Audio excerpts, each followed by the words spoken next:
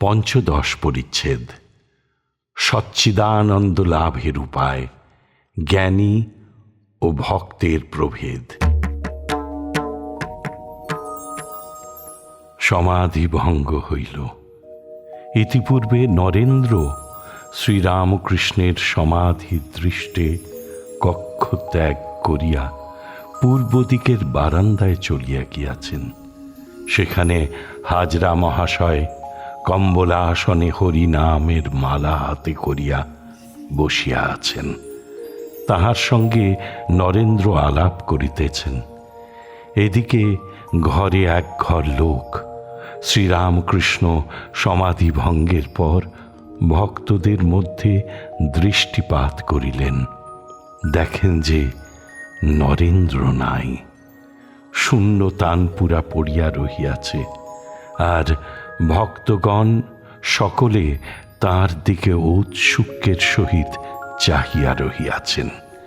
শ্রীরামকৃষ্ণ বলছেন, আগুন আগুন জ্বেলে গেছে, এখন থাকলো আর গেল। ও কাঁপতেন, চিদানন্দ আরোপ করো, তোমাদেরও আনন্দ হবে। চিদানন্দই আছে, কেবল আবরণ ও বিক্ষেপ।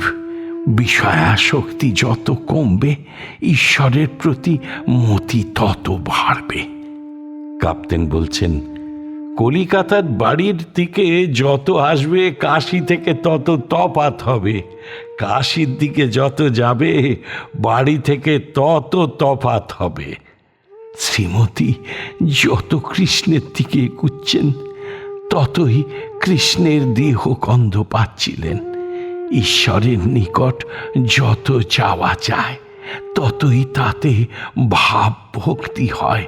সাগরের নিকট নদী যতই যায়, ততই জোয়ার ভাটা দেখা যায়।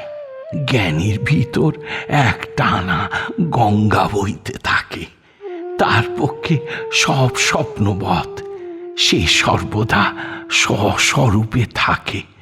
ভক্তের ভিতর এক টানা নয়, জোয়ার ভাটা হয়, হাসে কাঁদে নাচে গায়। ভক্ত তার সঙ্গে বিলাস করতে ভালোবাসে। কখন সাঁতার দেয়, কখন ডুবে, কখন উঠে। যেমন জলের ভিতর বরফ টাপুর টুপুর করে গু, টাপুর টুপুর করে। সচ্চিদানন্দ ও সচ্চিদানন্দময়ী, ব্রহ্ম ও আদ্যাশক্তি অভেদ। জ্ঞানী ব্রহ্মকে জানতে চায়।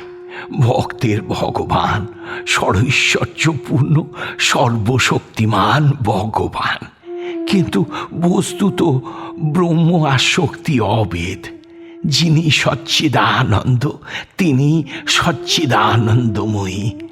যেমন মণির জ্যোতি ও মণি। মণির জ্যোতি বললেই মণি বুঝায়, মণি বললেই জ্যোতি বুঝায়।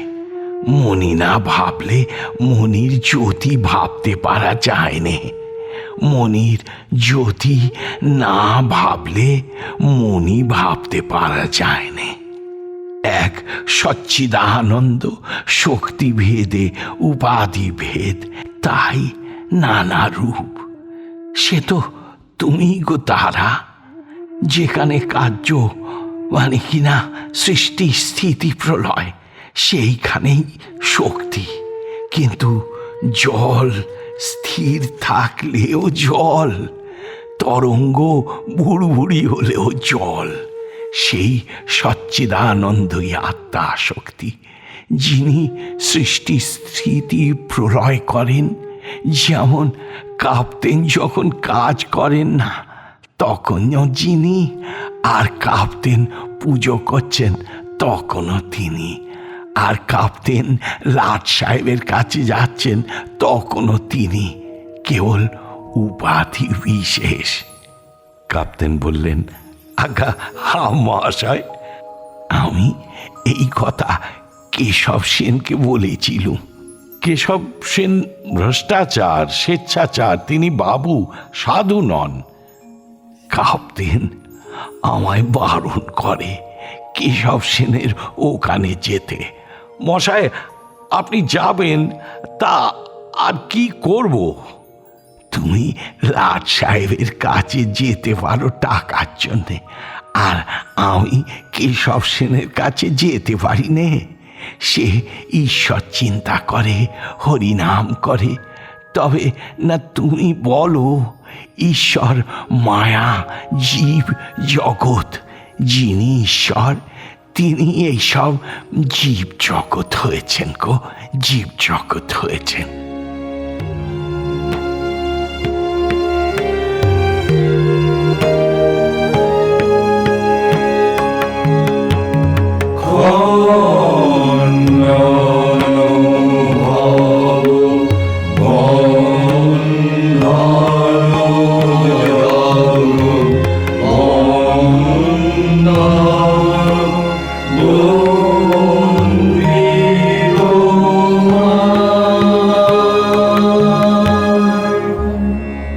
ঠাকুর ও মায়ের চরণে আপনাদের সবার মঙ্গল কামনা করি।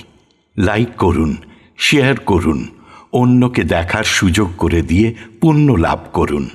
আর সাবস্ক্রাইব করুন, বেল আইকন পুশ করুন, যাতে আমাদের পরের নিবেদনের খবরটি আপনার কাছে পৌঁছয় সবার আগে।